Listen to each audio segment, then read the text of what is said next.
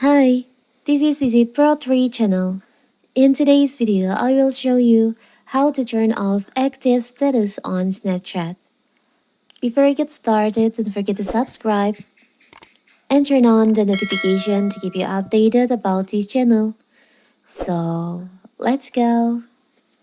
On Snapchat, the active indicates your present on the app and showcases your interactions.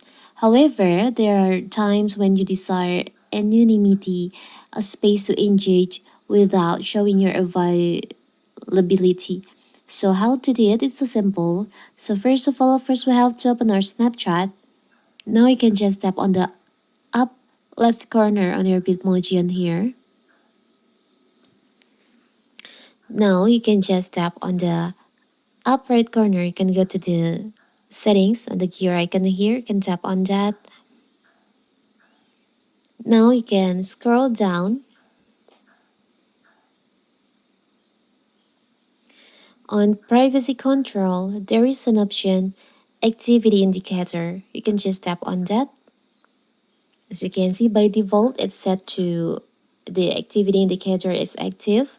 When enabled, others can see if you have been active on Snapchat recently.